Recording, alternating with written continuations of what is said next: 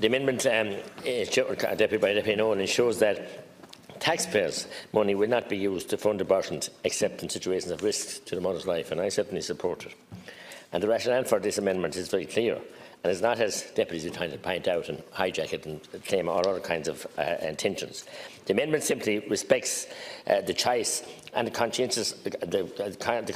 convictions of people who do not wish to have any involvement with abortions, by ensuring that they are not continuously forced to pay for the taking of innocent human life. Anyone who can surely appreciate that, whatever differing views people may have about whether or not abortion should be legal, to actually compel people, especially those who believe all human life should be protected, to pay for the killing of the most vulnerable is disgraceful. If this amendment is accepted, as it should be, I believe, there will still be nothing in the bill to prevent those who wish to pay for abortions or for others from doing so. The amendment simply prevents people from being forced to pay for abortion that they disagree with, don't believe in. For the Oireachtas to exercise such compulsion against the people would be a cruel and oppressive disregard of the right of persons to refrain from involvement in abortions.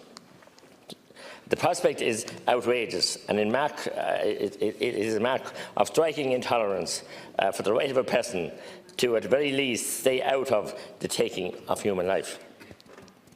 To create a situation where all who live and work in Ireland actually cannot avoid paying for such killing is profoundly wrong, in my view. It is no answer to say that only a small percentage of public expenditure will go to fund abortions. The gross injustice of forcing citizens to pay for abortions remains regardless of the exact amount, and the bill in its current form provides for taxpayer funding of the full cost of the abortions in all cases, even for abortions under 16, which can be performed for any reason. I point out that the Oireachtas research polling in the wake of the referendum shows that, excluding don't knows, 59% of adults in Ireland, including 44% of yes voters, 44% of yes voters of adults in Ireland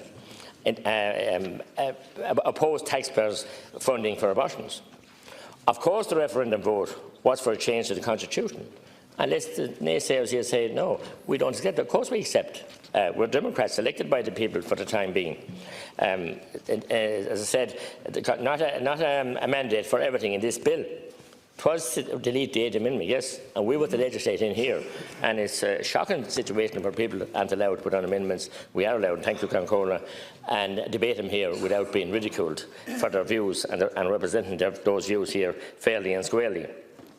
As I said, taxpayer funding of abortions were not inserted in the bill until after the referendum, and much has been said about people reading the bill before the vote. There was nothing at all about taxpayer funding of abortions inserted into the bill until after the referendum. That's very clear and very factual. As I said, there was nothing prior to the referendum, and how would people have known of the intention of funding it? That's why so many people told the Oireachtas poll that they were opposed to funding. But that's not the only thing they weren't told. They were told there was many things said and told and untold. But history will have to judge that. Declining to provide public funding for abortions also saves a great many lives. A range of peer-reviewed studies from the US, where the use of public monies to fund abortions is generally prohibited at federal level, and in most US states, it shows that the absence of public funding for abortion reduces the number of abortions. In June 2017, the British government announced that it would fund abortions for women resident in Northern Ireland. The official report on abortion statistics for England and Wales in 2017 notes there has been an increase in the number of women from Northern Ireland having an abortion in England and Wales since the funding announcement.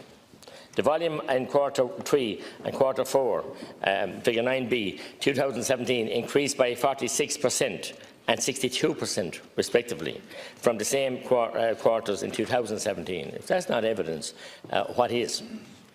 Adopting this amendment is therefore also in line with the government's pre-referendum assurances that abortion would be safe and legal and rare if legalised. But that's gone out the window as well.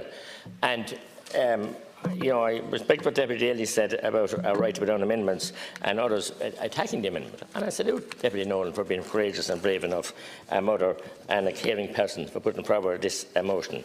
And Deputy Keller mentioned about the late Savita Hanavar.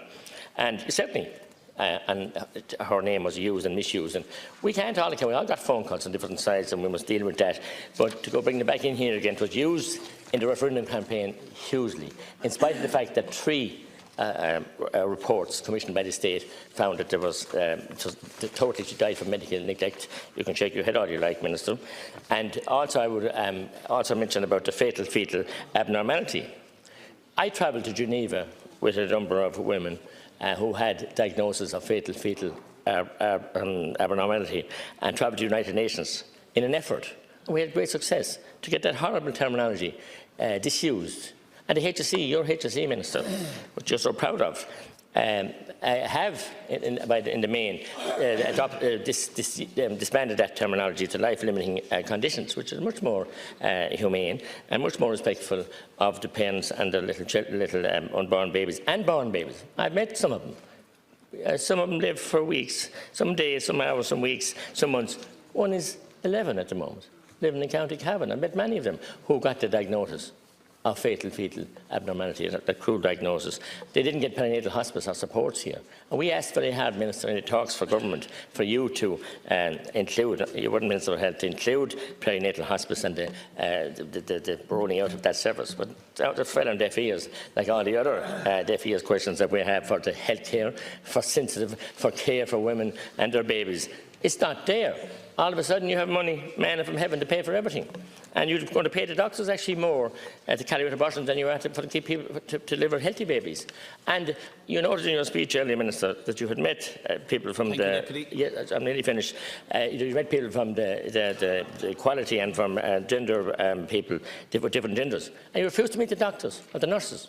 You refused to meet 10 TDs from this House that wanted to debate you before any amendments. So, yes, thank you. But I'm just pointing that out on the record that the Minister, we know that is fact. Tada Tobin.